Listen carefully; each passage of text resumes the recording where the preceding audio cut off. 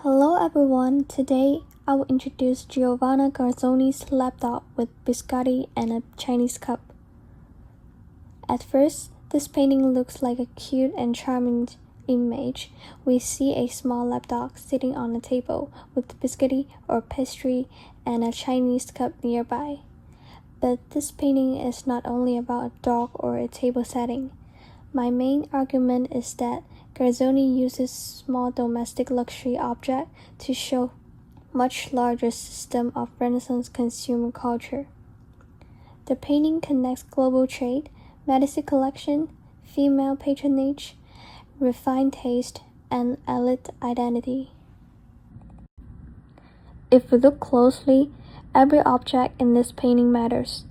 The lapdog suggests aristocratic leisure and domestic comfort. The sweet food described in some source as pasteurial suggests refined courtly consumption. The Chinese cup is especially important because it points to imported luxury and global trade.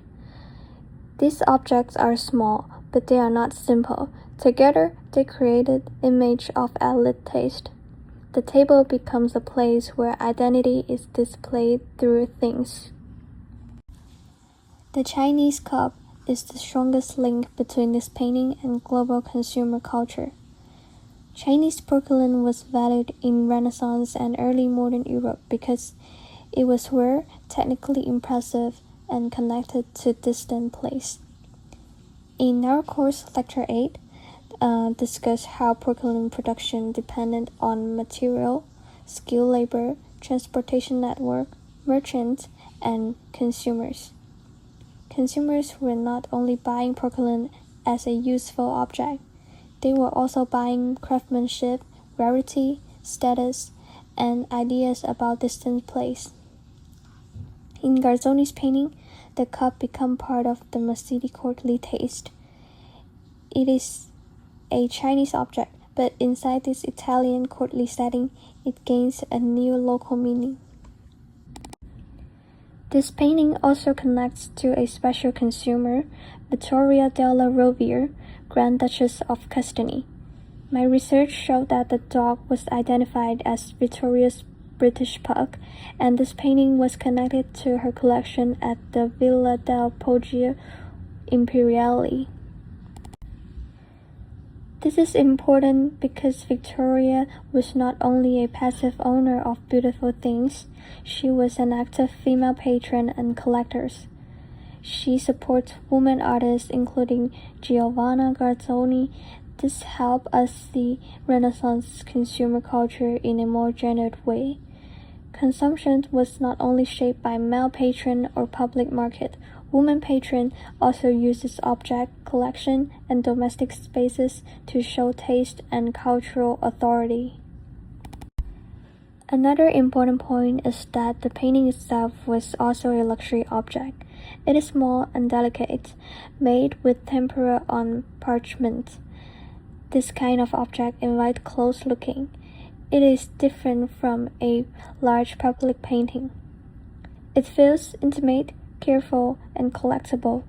Sheila Baker's research helped me understand that Garzoni's miniature was displayed in the Stanza dell'Aurora at Poggio Imperiale with other rare and precious things, including Chinese porcelain, bronze, ivory, nautilus shell, and semi-precious stone and coconuts.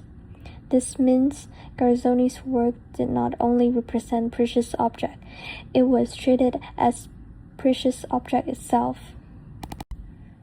So why does this object belong in the exhibition Arts and Consumers in Renaissance? It belongs because it makes larger system visible through small things. The Chinese cup connect the painting to global trade and porcelain collecting. The pastry and lapdog connect it to elite domestic pleasure. Vittoria della Rovere connects it to female patronage and Medici collecting. The material and technique connects it to artistic labor and object value. For museum visitor, the painting may first appear cute and simple, but after looking more careful, we can see that it tells a large story about Renaissance consumer culture.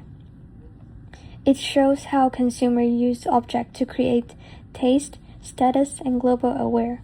This is why Garzoni's small painting is a strong object for this exhibition.